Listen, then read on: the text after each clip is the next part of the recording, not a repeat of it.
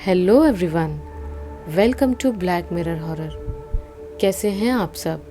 I hope आप सब ठीक होंगे।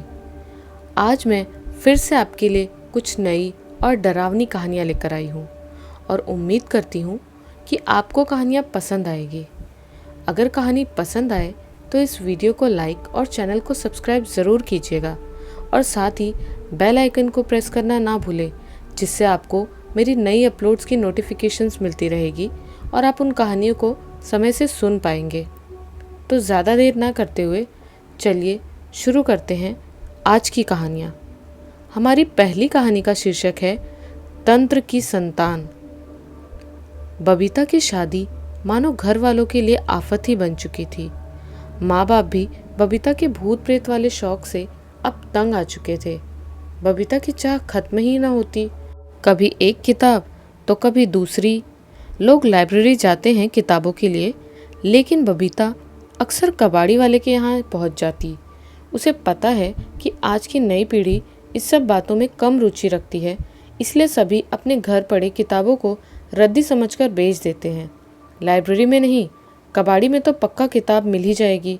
अपने कमरे में बबीता ने एक लाइब्रेरी बना रखी थी और उसी के साथ साथ एक संग्रहालय। हाँ, यही कहना ठीक होगा। प्लेन चिट, मोमबत्तियाँ, भूतिया पोस्टर, जाने क्या क्या अजीबो गरीब था वहाँ का माहौल। दिन रात पढ़ना, फिल्म देखना, बस यही थी बबीता की जिंदगी। माँ सुचित्रा और बाबा उमेश की चिंता दिनों दिन बढ़ती जाती। बबीता के इन्हीं शौक की वजह से उसे किसी की नहीं बनती। रिश्ते तो आते, मगर बबीता के विचार और शौक सुन सब भाग जाते। कहते हैं ना कि जोड़ियाँ ऊपर से बनकर आती हैं, बस ऐसा ही कुछ हुआ। रायपुर के वन विभाग के विराट रस्तोगी का रिश्ता बबीता से तय हुआ और शादी भी हो गई। दोनों की जोड़ी एकदम सही। जितना भूत प्रेत की बातें बबीता करती, उतनी ही विराट के लिए थी तो सरकारी नौकरी। काम से वापस आने के बाद विराट बबीता के साथ बैठ कुछ अध्ययन करता और नया करने का उत्साह रखता। कभी कभी दोनों बैठ प्लान चिट भी करते, आत्माओं को बुलाते। कुछ इसी तरह से जीवन की गाड़ी चल रही थी। यूं ही दिन बीतते गए और ट्रांसफ़र के बाद बबीता अब गुजरात और राजस्थान के बॉर्डर पोलो फॉरेस्ट आ गए। एक छोटा सा कॉटेज इन दोनों के लिए वहां जंगल शुरू होने के पास ही दे दी जाती है। यहाँ लोग जंगल घूमने के लिए आया करते थे। ये जगह ज़्यादा अच्छी थी क्योंकि हर दिन यहाँ नए नए लोग आते रहते थे। यूँ तो सब ठीक ठाक रहता, मगर जैसे ही कोई परिवार वहाँ आता तो बबीता को अपनी सूनी गोद खलने सी लगती। डॉक्टर को भी दिखाया, शहर शहर घूम कई डॉक्टरों और हकीमों को दिखाया, पर कुछ भी ना हुआ। विराट तो कितनी ही बार गोद लेने की बात करता, पर बबीता ही मना कर देती। उसे माँ बनने का वो एहसास चाहिए था। धीरे धीरे अपने बच्चे से वो लगाव चाहिए था। दिन रात पूजा पाठ में बीत जाता, जाने कितने ही व्रत वगैरह किए, पर हमेशा ही असफलता हाथ आती। ऐसे ही दिन पर दिन बीतते गए और 2 वर्ष और बीत गए। अपनी किताबों की दुनिया में तो वैसे भी दोनों ही खो जाया करते थे। यूं ही एक दिन बबीता के हाथ में एक किताब आई, तंत्रों से भरी किताब। सम्मोहन, वशीकरण, भूत प्रेत, जाने क्या क्या था उसमें। पढ़ते पढ़ते बबीता इच्छा शक्ति वाले पृष्ठ पर पहुंच गई। इच्छा शक्ति मतलब अपने ही कार्य को तंत्र विद्या से सिद्ध करना। कौतूहल ऐसा मचा कि दौड़ गई विराट के पास बताने को। बबीता, विराट ये पढ़ो, देखो क्या लिखा है। विराट, हाँ ये तो पढ़ा है मैंने, इच्छा शक्ति, मगर हमें क्या करना है इन बातों से। बबीता, तुम समझ नहीं रहे हो। विराट, कहीं तुम्हारा इशारा इस पर तो नहीं। बबीता, हाँ वही कह रही थी।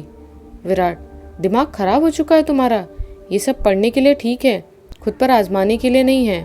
बबीता, अरे तो हर्जी क्या है विराट, बस कह दिया नहीं तो नहीं, अब जाओ और सो जाओ जाकर। बबीता और विराट एक दूसरे से नाराज होकर सोने चले जाते हैं। बबीता उसी किताब के साथ लगी रहती है। 2 बजे रात को विराट की नींद खुलती है तो देखता है कि बबीता अभी भी किताब में ही लगी हुई थी।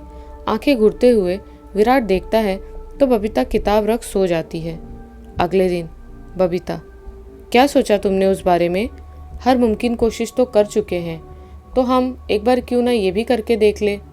विराट, फिर शुरू हो गई तुम।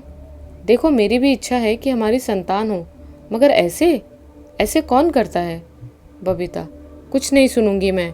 जब तक हाँ ना कहोगे पानी भी न पीऊंगी। विराट नाराज होकर अपने काम पर चला जाता है।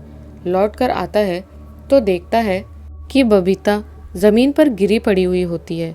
झट से उसे उठाकर पलंग पर सुलाता है और पानी की छींटे दे उसे होश में लाता है।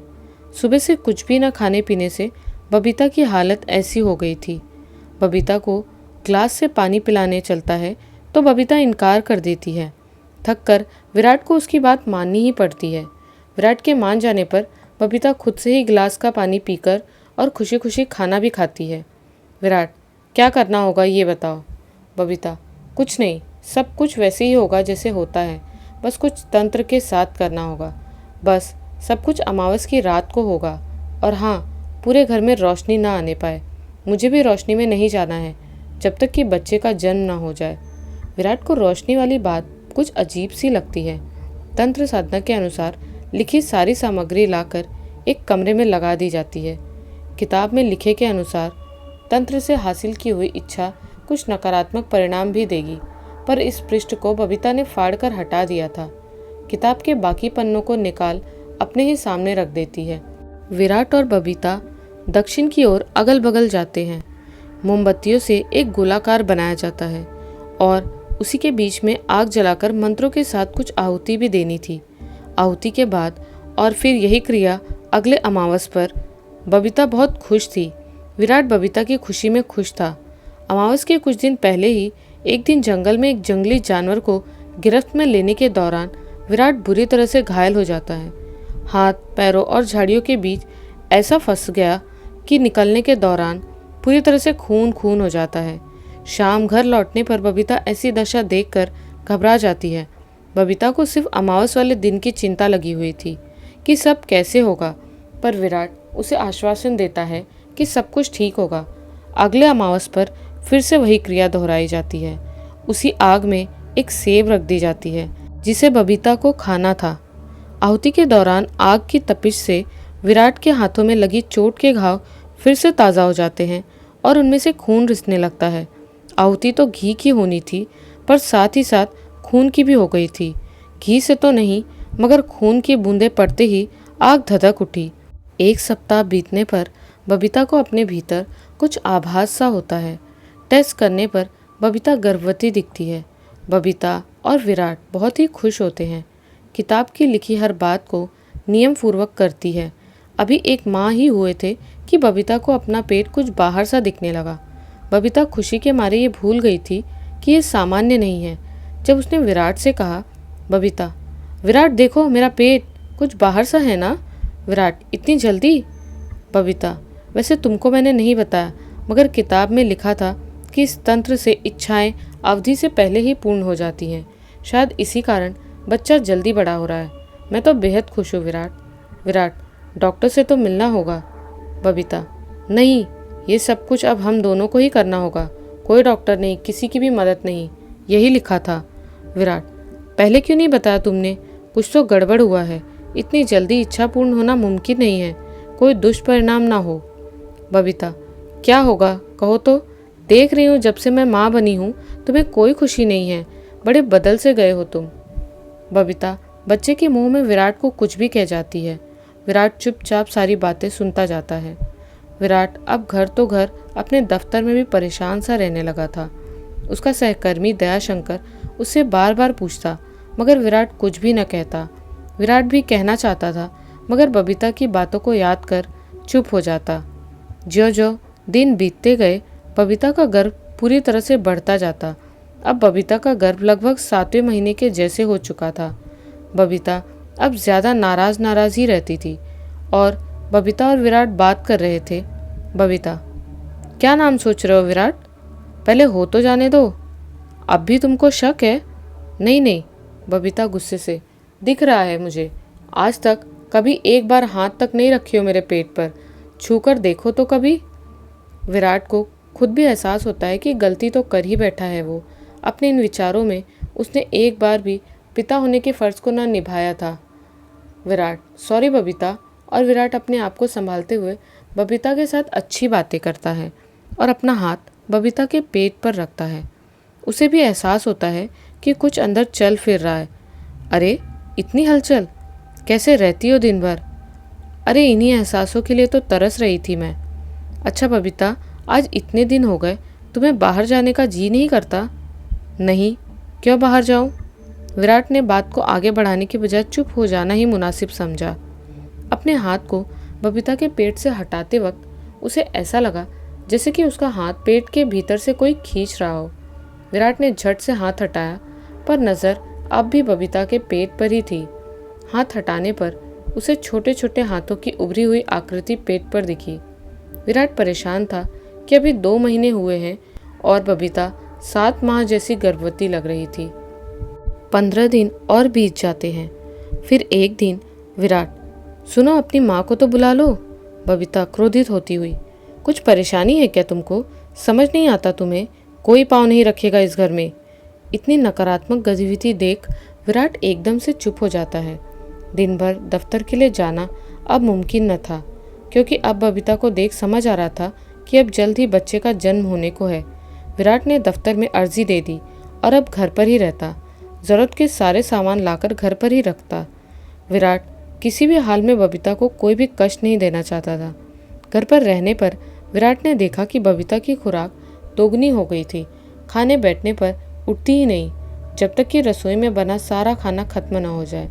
यूं ही एक सुबह विराट ने एक आध्यात्मिक गाना बजा दिया। गाने की आवाज़ कानों में पड़ते ही बबीता एकदम से क्रोधित हो उठती है। बबीता, बंद करो इसे, मैंने कहा बंद करो अभी के अभी। विराट को समझते देर न लगी कि सब कुछ उल्टा हो चुका है। नकारात्मक ऊर्जा से घिर चुकी है बबीता। अपनी किताब को पढ़ते पढ़ते जाने कब उसकी आंख लग जाती है। आधी रात बबीता अपने पेट को पकड़ कसमसाने लगती है। बबीता, विराट बहुत दर्द हो रहा है, मुझे बर्दाश्त नहीं हो रहा है। बबीता के पहने हुए कपड़ों पर खून ही खून साफ नजर आ रहा था। विराट, अरे खून कैसा? हे भगवान, डॉक्टर भी नहीं बुला सकता। करूँ भी तो क्या करूँ? कहीं कुछ गलत ना हो जाए। मुझे ही कुछ करना होगा। विराट बाल्टी भर पानी ला एक चादर बिछाता है, पास में एक कैंची रखता है। बबीता कराते हुए, कुछ ना होगा, बस तुम रहो। विराट बबीता को चादर पर लिटा देता है। बबीता की चीखें पूरे घर में गूंज रही होती हैं। काफ़ी जोर लगाने के बाद बच्चे का मुंह बाहर आता है। बच्चा खून से लिपटा होने के कारण विराट को समझ नहीं आता। बच्चे को एक कपड़े से साफ करने में विराट के होश उड़ जाते हैं। ये बच्चा कोई आम बच्चा नहीं था, एक शैतान जैसा पैदा हुआ था। हाथों की कलाइयों से 2 हाथ निकले होते हैं, नाखून पहले से ही बड़े बड़े, आंखें खूनी लाल और मुंह में पहले से ही दांत। बबीता, कैसा है बच्चा? देखा आपने? बताइए। विराट, लड़का है मगर। बबीता, मगर क्या विराट? विराट, बच्चा इंसानी नहीं शैतानी ताकत से हुआ है। बच्चा सामान्य नहीं है। बबीता उठते हुए अपने बच्चे को विराट के हाथों से ले लेती है। विराट बच्चे को देखकर पीछे हट जाता है। बबीता की आंखों पर मानो मुंह का पर्दा आ जाता है। उसे गलत कुछ दिखता ही नहीं।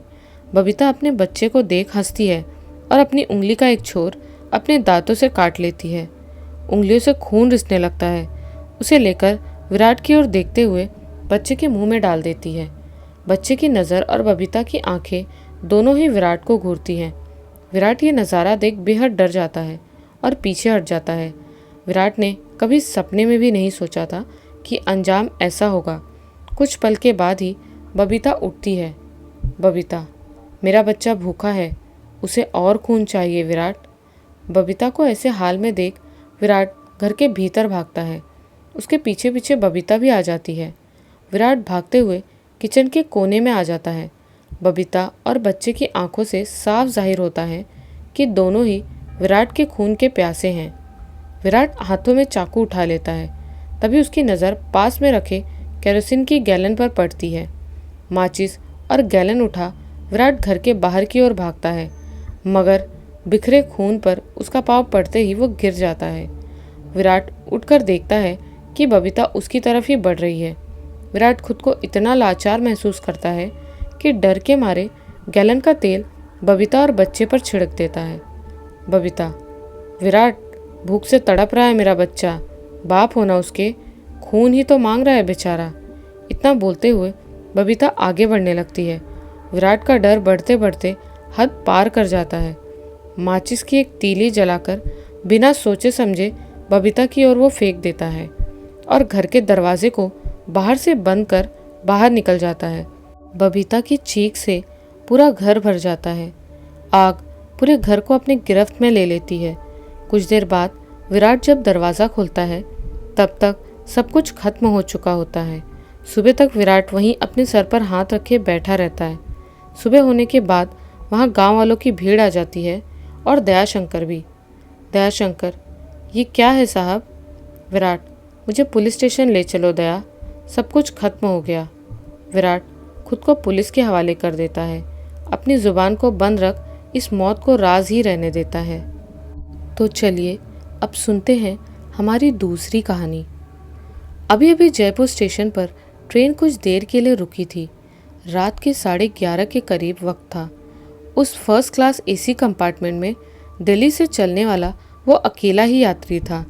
उस खाली कंपार्टमेंट को देख के एक बार राजीव को कुछ अजीब सा लगा। फिर ये सोच निश्चिंत हो गया कि शायद आगे किसी स्टेशन से कोई सहयात्री आ जाए। रात काफ़ी सर्द थी। उसने अपनी सीट पर जाकर बैग रखा और लगे हुए बिस्तर पर लेट के कंबल को ओढ़ लिया। जल्द ही वो नींद की गिरफ्त में था। अभी ट्रेन के रुकने के झटके से उसकी आंखें खुल गई थी। उसने कंपार्टमेंट में नज़र दौड़ाई। वो अभी भी खाली ही था, कोई भी यात्री नहीं आया था। वो फिर से सोने की कोशिश तो करने लगा, पर अब राजीव को न जाने क्यों नींद नहीं आ रही थी। उसने सोचा कोई बुक ले लेता हूँ, शायद उसे पढ़ते पढ़ते नींद आ जाए। वो ट्रेन से नीचे उतरकर प्लेटफॉर्म में ही सजे एक बुक स्टॉल की ओर पहुँचा। वहाँ कई तरह की मैगजीन, बुक, नॉवेल्स आदि सजे हुए थे। उसने 2-1 मैगजीन वगैरह उठाकर देखी, पर उसे कुछ भी समझ ना आई। तभी उसकी नज़र बुक स्टॉल के शेल्फ में लगी एक बुक पर पड़ी, जिस पर टाइटल लिखा था भानगढ़ के किस्से। उसे वो टाइटल कुछ याद दिला गया। वो बचपन में नानी के किस्से कहानियाँ सुनना, जिन्हें सुनते सुनते वो सो जाता था। उसने सोचा कि चलो इसे एक बार फिर बचपन में हो आता हूँ। ये विचार आते ही वो अनायास मुस्कुरा दिया। उसने दोबारा से पूछा दुकानदार से, वो बुक कैसी है? उसने उस बुक की ओर इशारा किया। ये तो सर राजस्थान के मशहूर किले भानगढ़ की कहानी है। आपने नहीं सुना इसके बारे में? दुकानदार थोड़ा आश्चर्य से पूछा। नहीं, मैं पहली बार राजस्थान आया हूँ और पहली बार ही भानगढ़ के किले का नाम सुन रहा हूँ। तब तो आपको ज़रूर पढ़नी चाहिए ये बुक। उसने उस बुक को राजीव की ओर बढ़ाते हुए कहा। राजीव ने उस बुक के पहले पन्ने पर सरसरी भरी निगाहें डाली। उस पन्ने पर लिखे उन वाक्यों को पढ़कर उसे वो बुक दिलचस्प लगी। उस पर मोटे हरफों में लिखा था, कमज़ोर दिल वाले इस पुस्तक को ना पढ़े। उस लाइन को पढ़ राजीव के चेहरे पर एक व्यंग्यात्मक मुस्कान आ गई। तभी ट्रेन ने सीटी मारी। राजीव ने तुरंत उस दुकानदार को उस बुक की कीमत अदा की और वापस अपने कंपार्टमेंट में आकर दरवाजे को लॉक किया और अपनी सीट पर लेट गया। राजीव ने बुक पढ़ना शुरू किया। जैसे जैसे कहानी आगे बढ़ती जा रही थी, उसके रोंगटे खड़े होते जा रहे थे। लिखने वाले ने उस बुक के अंदर लिखे लफ्ज़ों में जान डाल दी थी। राजीव को उस बुक में लिखी कहानी अपनी आंखों के सामने चलती हुई प्रतीत हो रही थी। अभी वो कहानी के अंत में भी नहीं पहुंचा था कि उसका शरीर उस ठंडी रात में भी पसीने से भीग गया। उसकी सांसों की गति बढ़ चुकी थी, गला भी खुश्क होने लगा था। सरपट भागती ट्रेन की तेज़ आवाज़ के बीच भी अपने दिल की धड़कनों को वो साफ साफ सुन रहा था। राजीव की हिम्मत जवाब दे गई। अब उससे आगे नहीं पढ़ा जा रहा था। उसने वो बुक बंद करके अपने सिरहाने रखी और पानी की बोतल से एक घूंट पानी से अपना गला तरकर आंखें बंद कर सोने की कोशिश करने लगा। पर दिलो दिमाग पर अभी भी वो कहानी का चलचित्र की तरह वो चल रही थी। एक तांत्रिक और एक राजकुमारी के प्रेम और प्रतिशोध की कहानी। वो तांत्रिक सिंधी का उस रूपसी राजकुमारी रत्नावती के प्रति आसक्त, उसे किसी भी तरह पाने की लालसा, वो राजकुमारी का तांत्रिक के लालची प्रेम का ठुकरा देना, तांत्रिक का रुष्ट होकर प्रतिशोध लेना, वशीकरण अनुष्ठान का प्रयोग एक इत्र तैयार करना, राजकुमारी तक उस इत्र का पहुंचना, राजकुमारी का उसके षड्यंत्र का पता चलने पर उस इत्र को फेंकना, इत्र की बोतल का पत्थर पर गिरना, वशीकरण का असर पत्थर की शिला पर होना और उस शिला का तांत्रिक के ऊपर गिरना, दुष्ट तांत्रिक का मरते मरते श्राप देना और अचानक उसे भरे पूरे किले का वीरान हो जाना और अतृप्त आत्माओं का उस शापित भानगढ़ के किले पर आज भी मंडराना। ये सब सोचते सोचते एक अनचाहा डर न जाने क्यों राजीव को महसूस हो रहा था। नींद तो उससे कोसों दूर चली गई थी। उस कंपार्टमेंट में वो अकेलापन उसे और घबराहट व बेचैनी दे रहा था। उसे न जाने क्यों ऐसा आभास हो रहा था कि उस कंपार्टमेंट में उसके अलावा भी कोई है, पर दिखाई नहीं दे रहा था। घबराहट की वजह से वो उठ बैठा। उसने पूरे कंपार्टमेंट में नज़र दौड़ाई, पर उसके अलावा वहाँ कोई भी नहीं था। कंपार्टमेंट उसी तरह अंदर से लॉक था जैसे उसने किया था। अपना वहम समझ के राजीव ने अपना सर झटका और वापस लेट गया और आंखें बंद कर सोने की कोशिश करने लगा। कंबल की गर्मी में उसे सुकून मिल रहा था। ट्रेन अपनी स्पीड से दौड़े जा रही थी। राजीव उस कहानी के बारे में सोचना ही नहीं चाहता था। काफ़ी कोशिश के बाद नींद ने अपना असर दिखाया और वो सो गया। अभी कुछ ही देर हुए थे कि अचानक एक अजीब सी आवाज़ ने राजीव को उठाकर बैठा दिया। उसे यूं लगा जैसे एक गुर्राहट ने उसे उठा दिया।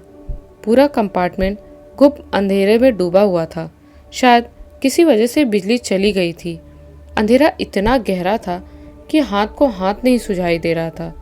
वो अजीब सी गुर्राहट भरी आवाज़ अभी भी आ रही थी, जो उसे बहुत डरावनी सी लगने लगी थी। न चाहते हुए भी राजीव के दिमाग में फिर से वही कहानी चलने लगी। अनदेखा डर उस पर हावी होने लगा था। उसका शरीर किसी जूड़ी के मरीज की तरह कांपने लगा। उसने घबराहट में अंदाजे से ही एक ही बार में लाइट बोर्ड की सारी बटनें दबा डाली, पर कोई फायदा नहीं हुआ। अंधेरा अभी भी बना था। राजीव अपनी आंखों को बड़ी बड़ी कर उस अंधेरे में कुछ देखने की कोशिश करने लगा। अचानक उसे मोबाइल का ख्याल आया और उसने टटोलते हुए मोबाइल ढूंढने की कोशिश की। अचानक अंधेरे में हाथ लगने से मोबाइल सीट से नीचे गिरकर कहीं खो गया। यूं लाइट का जाना, मोबाइल का गिरना और वो आवाज़ राजीव के डर और दहशत को और बढ़ा गई। राजीव को अब वो आवाज़ अपने बिल्कुल करीब से आती हुई महसूस हुई, बिल्कुल अपने चेहरे के सामने, और कुछ गरम गरम सांसों का आभास सा उसे अपने चेहरे पर हुआ, बेहद बदबूदार। उसके माथे पर पसीने की बूंदें आ गई। सारा बदन अचानक गीला हो गया। डर की वजह से वो अपनी आंखें बंद करना चाहता था, पर जैसे किसी ने उसकी पलकों को चिपका दिया था। वो उन्हें बंद ही नहीं कर पा रहा था। शरीर अभी भी थरथरा रहा था। वो चीखना चाहता था, पर जैसे उसकी आवाज़ उसके गले में ही घुट गई थी। दहशत से उसकी आंखें पूरी तरह फट गई थी। दिमाग सुन्न पड़ गया था। शरीर जड़ हो गया। तभी अचानक एक जोर का झटका लगा और वो अपनी सीट से नीचे आ गिरा। उसकी एक घुटी घुटी सी चीख उस कंपार्टमेंट में गूंज गई। चेहरा दहशत से सफ़ेद पड़ गया। खून जम सा गया। आंखें फटी की फटी रह गई और उसकी सांसें कलेजे में अटक सी गई। दिल की धड़कन एकाएक रुक गई।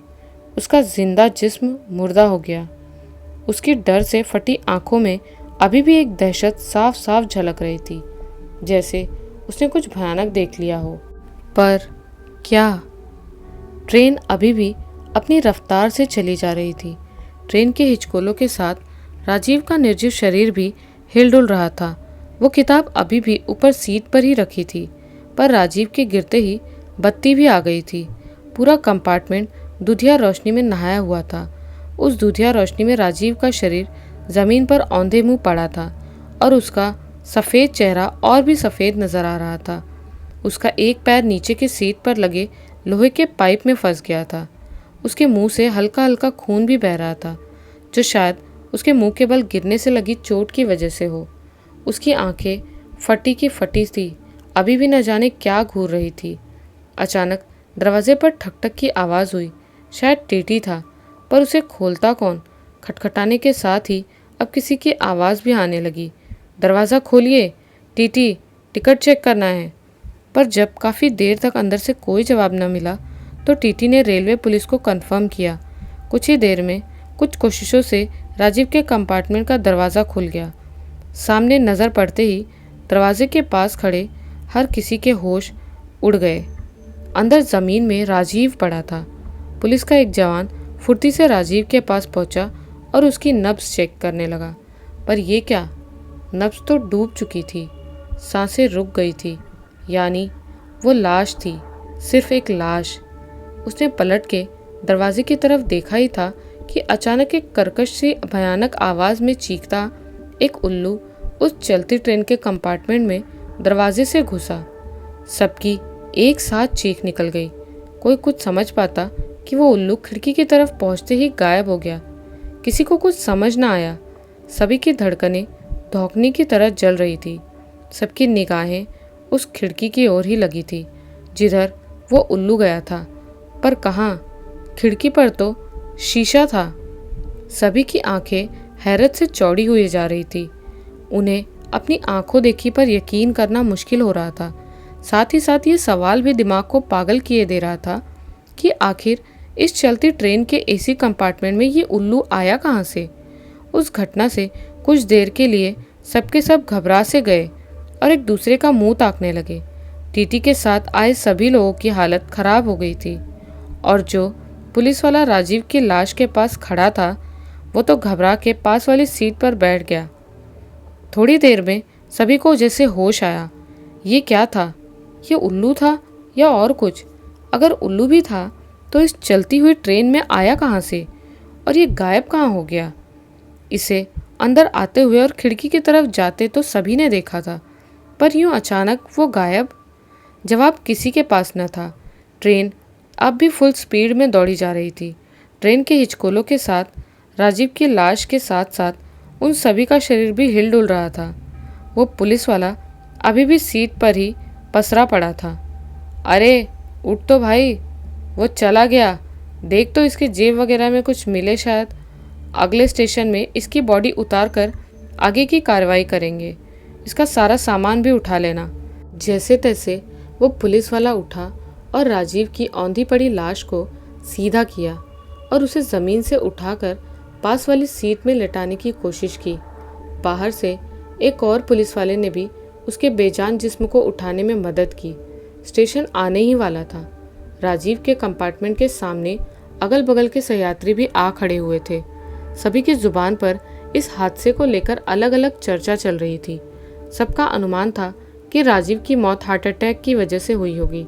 स्टेशन आ चुका था। राजीव की बॉडी के साथ उसका सारा सामान भी ट्रेन से उतार लिया गया। सामान के नाम पर सिर्फ उसका बैग ही था, जिसमें साथ हल्के फुल्के कुछ कपड़े और उसका लैपटॉप मोबाइल ही था। बस एक चीज़ उस सामान में नहीं थी, तो वो थी वो बुक, भानगढ़ के किस्से। राजीव के जेब में मिले पर्स में उसका Aadhaar card, driving licence, credit card और कुछ रुपए मिले। उसके पास से मिले मोबाइल से पुलिस ने उसके घर वालों को उसके साथ हुए हादसे की जानकारी देने के साथ लाश को पंचनामा कर पोस्टमार्टम के लिए भेज दिया। पोस्टमार्टम करने वाले डॉक्टर की रिपोर्ट के मुताबिक वो खुद नहीं समझ पा रहे थे कि आखिर वो मरा कैसे। वो एक हष्ट-पुष्ट, तंदुरुस्त व स्वस्थ नौजवान था। उसको न तो कोई बीमारी थी और न ही ऐसे कोई लक्षण ही उसे हार्ट अटैक जैसा कुछ आया हो। यानी कुल मिलाकर राजीव की मौत नॉर्मल तो बिल्कुल न थी, कुछ तो संदेहास्पद था। डॉक्टरों की रिपोर्ट के आधार पर पुलिस ने राजीव की मौत को संदिग्ध मानते हुए रिपोर्ट दर्ज कर ली। अब इंतज़ार था उसके घर वालों का। वैसे तो पुलिस की थ्योरी के अनुसार वो रात में सोते समय अटैक का शिकार हुआ। उसने अपनी सीट से उतरकर हेल्प मांगने की कोशिश की होगी और ट्रेन के झटके की वजह से वो फिसला और उसका सर किसी चीज़ से टकराया और वो बेहोश हो गया और उसी बेहोशी की हालत में उसकी मौत हो गई।